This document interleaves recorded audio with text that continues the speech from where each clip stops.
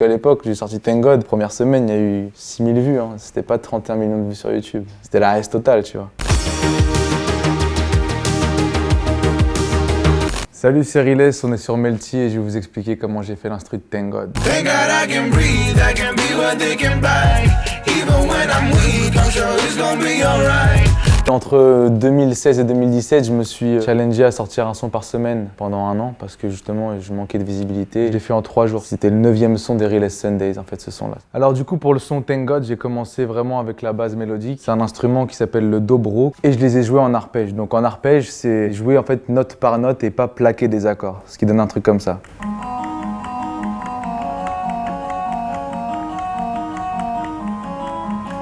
Et comme vous pouvez voir, mon arpège il n'est pas très bien précis, donc ce que j'ai fait c'est que à ça j'ai ajouté un truc qui s'appelle un arpégiator. Ça va jouer les notes en arpège à notre place. J'ai juste à plaquer les accords.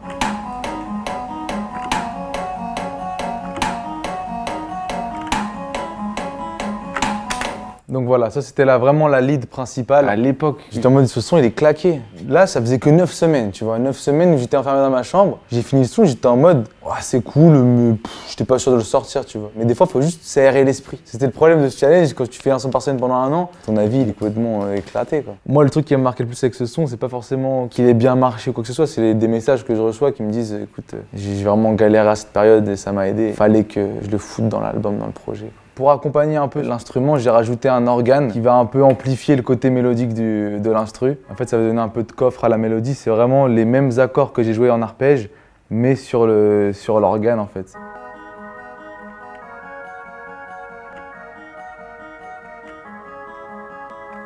Et c'est ce qui va constituer la base mélodique du son. Il y a vraiment 2 mélodies principales.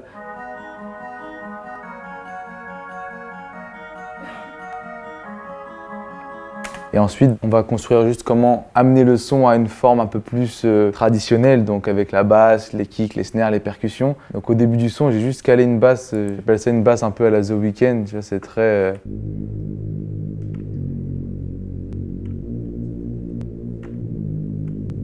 Et ça va amener en fait l'intro du son, ça va donner un truc comme ça.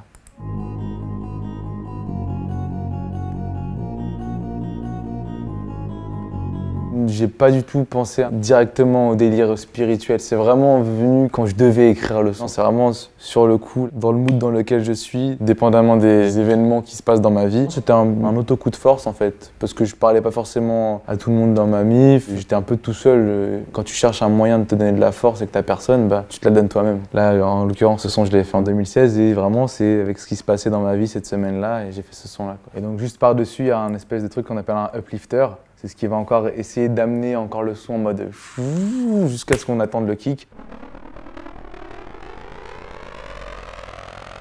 Il y en a de toutes sortes. Tant que ça monte, en fait, ça va donner l'impression à l'esprit qu'il y a un truc qui va se passer, quoi. Et ensuite, bah, là, c'est là que le son va commencer à démarrer. J'ai commencé avec un kick assez simple.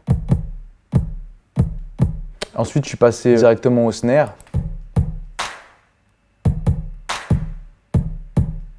Et ce snare, bah, j'ai voulu le compléter avec un clap.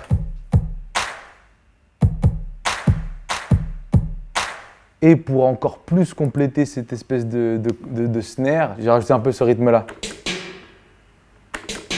Quand on rajoute ça au snare, voilà, ça complète un peu plus la ligne de drums. Et bah, bien sûr, après, une fois que j'ai mon kick, j'ai mon snare, on passe à la partie traditionnelle, les hi-hats, le truc que tout le monde se sert dans le hip-hop en général.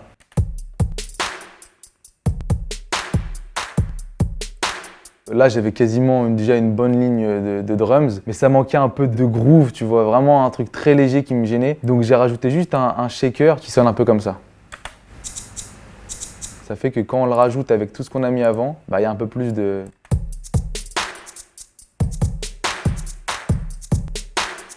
Moi, ce que j'avais peur avec ce son au tout début, c'est qu'il soit trop basique, linéaire. Donc c'est pour ça qu'à chaque fois dans les sons, je vais caler un petit yeah, tu vois, un truc comme ça, ou des fois je cale des youlous, des fois je demande à ma tante qu'elle fasse des voix sur un track. Enfin, faut toujours pimenter le truc. Même si les gens vont te dire que c'est éclaté, au moins tu auras eu l'audace d'essayer. Je peux pas faire un son sans Tu pourras avoir ce petit truc des fois épicé, tu vois, qui viennent dans les tracks. Et dans l'album, tu vois, il y a des tracks que je me suis lâché. Hein. Même des fois, j'ai pris des samples des fois de tribus. Parce que, en fait, je pense que la musique que tu écoutes quand t'es petit, elle t'influence beaucoup. Par exemple, je me suis enregistré en train de faire Yeah! Comme ça, et je l'ai pitché un peu en bas. Ça fait que ça donnait un truc comme ça. Ah, c'est la petite vibe blédard que tu rajoutes dans tes sons. Donc tu ajoutes ça à tes drums, ça fait un petit...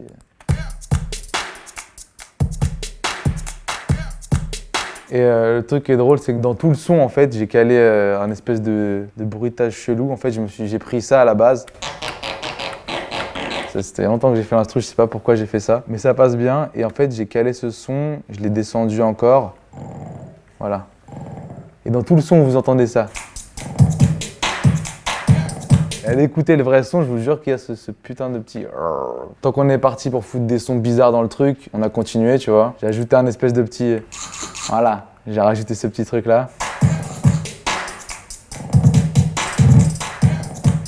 C'est un peu les épices que tu rajoutes sur le plat pour donner un peu d'originalité à ton instru et de personnalité. Et le dernier truc que j'ai rajouté à cet instru, c'est plus pour les couplets. J'ai rajouté des petits woods. Là, j'ai fait un pattern un peu comme ça.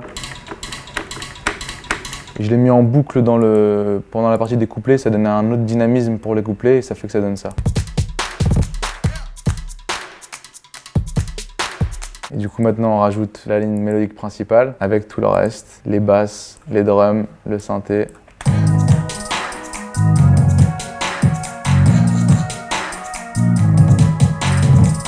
En général, mes sons, je commence vraiment par l'instru. Très rarement, je commence avec des paroles en tête et que je vais adapter l'instru autour. Je fais mes instrus sur Reason et après, j'exporte tout et j'enregistre sur Pro Tools. Il faut juste que j'arrive à retrouver la session.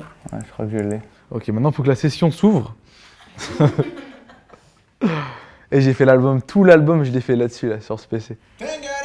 Wouh! Ok, on est good. Alors du coup, pour le refrain, j'ai commencé avec juste cette voix principale. Avec un peu de reverb, délai, d'égalisation, compression, normal. Et après, j'aime bien, quand je fais un refrain, je dois donner du coffre aux voix, tu vois. Donc j'aime trop mettre 1 million de voix en général. Là, ça va, il n'y en a que 7. Donc deuxième voix. Troisième voix.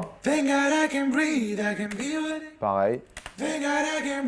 Pareil, sauf qu'en fait, ce qui se différencie avec ces 4 voix-là, c'est que j'en ai mis 2 quasiment au centre et 2 super larges, pour vraiment donner l'impression de... Ensuite, 5e voix, je découvre en même temps que vous, parce que ça fait 3 ans que je peux faire la session. La voix grave. La 6e voix, c'est une harmonie.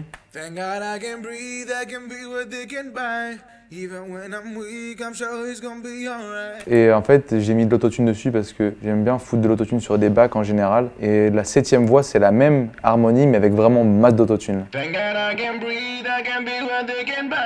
Et donc tu fous ça avec toutes les voix, et ça te fait un putain de refrain, ma gueule. Le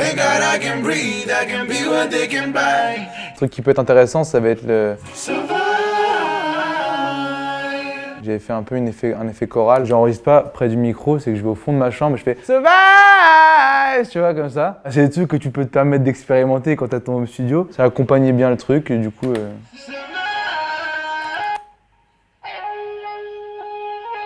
Ah oui, en fait, non. En fait, des fois, j'aime bien imiter une guitare avec ma voix. Ça fait que je mets ma voix dans une distorsion. Je mets la masse d'autotune et je fais... Mais des fois, tu l'entends pas. Juste tu le sens, tu vois. Genre j'ai calé juste ça à la fin du Survive. Tu vois, juste un petit bail tranquille. Et ça, c'est juste... Alors ça, c'est juste ma voix que j'ai pitchée en bas. J'ai descendu juste les formants. En fait, les formants, c'est ce qui va donner à la voix soit un effet plus mâle ou femelle. Ça touche pas à la note, ça touche juste au timbre en fait, qui est plus grave ou aigu. J'avais fait un son featuring Riles femelle, tu vois, j'en ai fait 2.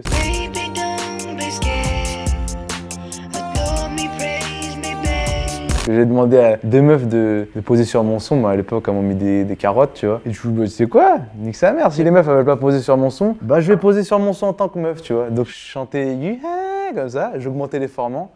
Hop, j'ai mon featuring avec les... Ah, c'est... Hey, quand t'as pas le choix, ma gueule. Là, on a quasiment tout le son. Je vous le relance une dernière fois.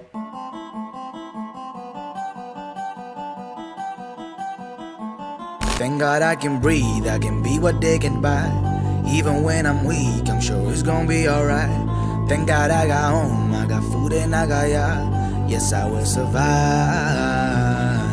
Thank God I can breathe, I can be what they